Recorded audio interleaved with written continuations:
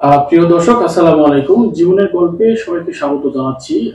আপনাদের সাথে আছি আমি মোহাম্মদ বশির খান এবং আমার সামনে বসা আছে এক বোন। আসলে তার জীবনের এমন কি ঘটনা যার কারণে তিনি আমাদের সামনে এসেছেন, বিস্তারিত তার কাছ থেকে শুনবো। চলুন আমরা তার সাথে কথা বলি। আসসালামু আলাইকুম। ওয়ালাইকুম আসসালাম। কেমন আছেন? আলহামদুলিল্লাহ, ভালো আছেন? জি আছি আলহামদুলিল্লাহ। বলুন, কি নাম এবং দেশের বাড়ি কোথায়? আমার নাম রুমানা, দেশের বাড়ি বগুড়া। আচ্ছা, রোমানা, বগুড়া। পরিবারে কে কে আছে একটু জানতে চাচ্ছি। পরিবারে মা আছে, ছোট বোন আছে, বাবা নেই, বাবা মারা গেছে। আচ্ছা, কতদিন আগে? এই তো তাও 4-5 বছর আগে মারা গেছে। তখন আপনি কত বড় ছিলেন বা বয়স কেমন ছিল? সেই টাইমে কত বয়স হবে মনে হয়, কোন ক্লাসে পড়েন? তাহলে তো সরাসরি বলতে হবে। সেই টাইমে পড়ি আপনি ক্লাস 7-এ। 7। তখন বাবাকে হারিয়ে আসলে কেমন লাগছিল? বাবাকে হারানোর কষ্টটা তো অনেকটাই দুঃখের বিষয়। সেটা তো বলার বাহিরে যতটুকু কষ্ট আর কি। সেই কষ্ট যার বাবা মরে যায় আর কি, সে বুঝতে পারে যে আসলে কষ্টটা কিরকম হবে। আচ্ছা, বাবা কে যেদিন হারালেন তারপরের দিন তো বাবা নেই পাশে। সেই বিষয়টা আমরা একটু আপনার কাছ থেকে জানতে চাই যে আসলে বাবা পরের দিন কেমন মনে হয়েছিল যে বাবাকে ছাড়া পরের দিনটা কাটানোটা? পরের দিন কাটানোটা অনেকটাই কষ্টের ব্যাপার। সেটা তো আমাদের মনে করেন যে মাথার উপরে ছাতাটা তো চলে গেছে। যেমন বৃষ্টি আসলে ছাতা লাগে, সেই টাইমে তো মনে করেন যে ছাতাটা মাথার উপরে থাকবে আর কি, সেটাই যে চলে যাওয়ার পরে তো কষ্টটা তো অনেক দুঃখজনক হয়ে ওঠে। আচ্ছা, আর তারপরে থেকে মনে করেন যে না করছে ফ্যামিলি, দেখা গেল কি আত্মীয় স্বজন আছে, না করছে তারা আমাদের হেল্প, তারা আমাদের পাশে দাঁড়াইছে না, না আমাদেরকে সাহায্য করছে। তারপরে মনে করেন যে কেউ না পাশে দাঁড়ানোর জন্য আর কি ঢাকায় আসা, কারণ যেহেতু কেউ পাশে দাঁড়াইতেছে না। এখন তো আমার মাকে, বোনকে, ফ্যামিলিকে তো আমার দেখতে হবে না। এখন আমি যদি না দেখি, আমার ফ্যামিলিকে কে দেখবে?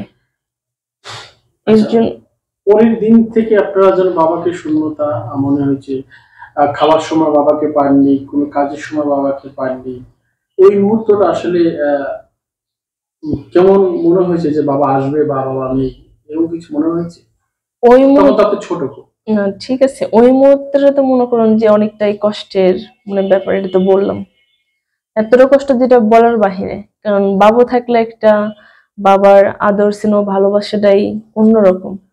ঠিক আছে, যাদের বাবা আছে, যখন যাদের বাবা আছে তাদেরকে যখন ডাকে যে বাবা বাবা করে, সেই টাইমে তো আমাদের মনটা তো অনেক খারাপ হয়ে যায়, অনেক কান্না করে ভিতর থেকে না। এটাই। তো তারপরে কতদিন ছিলেন গ্রামের বাড়িতে? ছিলাম প্রায় বছর খানিকের মতো। তাও অনেকটা অনেক কষ্টের পরও 1 বছরের মতো ছিলাম আর কি। তো থাকার পরে মনে করেন যে এখন দেখতেছি যে আমার দ্বারা চলার মতো কোনো অবস্থা নেই আর কি। তখন ঢাকায় আসি। তো ঢাকায় আসার পর তো আসলাম, একা একা চলে আসলাম আমার ফ্যামিলিকে নিয়ে আর কি। তারপরে তো মনে করেন যে আশেপাশে সেরকম কেউ না। আজকাল দিন হইতেছে এমন একটা দিন, এমন একটা যুগ চলতেছে যে যার যার স্বার্থ সে সে বুঝে। কারণ অন্যটার অন্য অন্য মানুষ কি করতেছে এটা কিন্তু মানুষ দেখবে না। যার যার চিন্তা সে সেই করে। ঠিক আছে, এটাই।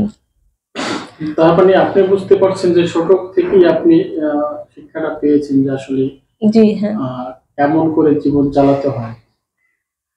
তা তো অবশ্যই। কারণ হবে না বা কেন? কারণ যেখানে বাবা থাকার কথা সেখানে বাবা নেই, তারপরে তো আমার তো হালটা ধরতে হবে সংসারে না। আচ্ছা। এখন আমি যদি না ধরি সংসারের হালটা, তো কে দেখবে? বাবা মারা যাওয়ার পর মনে করেন যে আমার আম্মু অসুস্থ হয়ে পড়ছে, তাহলে আমার মাকে দেখতে হবে না?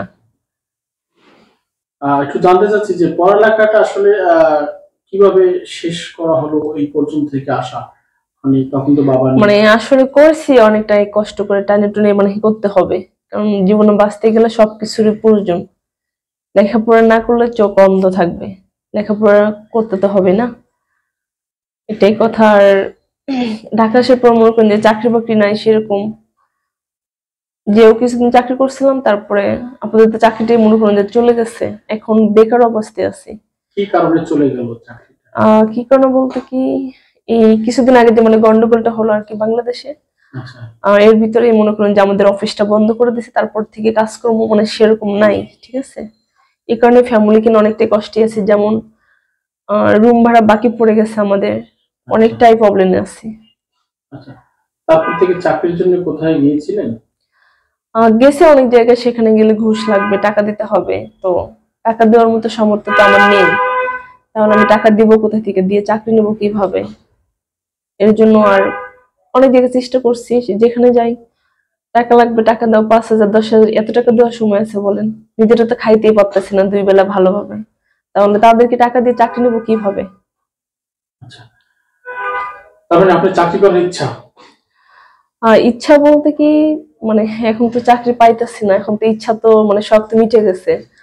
আর এই কারণে আপনার কাছে আসা যে অনেক গরিব মানুষকে অনেকটাই সাহায্য করে, অনেকে পাশে দাঁড়ায় গরিব মানুষের। তো যাই হোক, আমি তো গরিবের মেয়ে, আশা করি আমার পাশে কে দাঁড়াবে না দাঁড়াবে সেটা তো বলতে পারবো না, উপরে আল্লাহ জানে।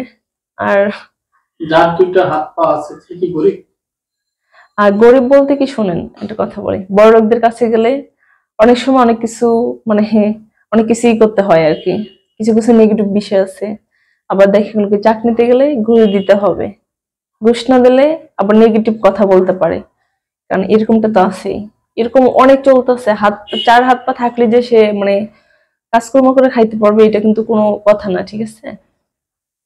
দর্শক, আমরা শুনছিলাম রোমানার কিছু জীবনের কথা, এবং পরবর্তীতে আমরা আবারও কিছু কথা নিব। আমাদের হাতে একেবারে সময় নেই, আমরা পরবর্তীতে আবার বাকি কথা বলে নিয়ে আছি রকম। সে পর্যন্ত সবাই ভালো থাকবেন, সুস্থ থাকবেন। আল্লাহ হাফেজ, আসসালামু আলাইকুম।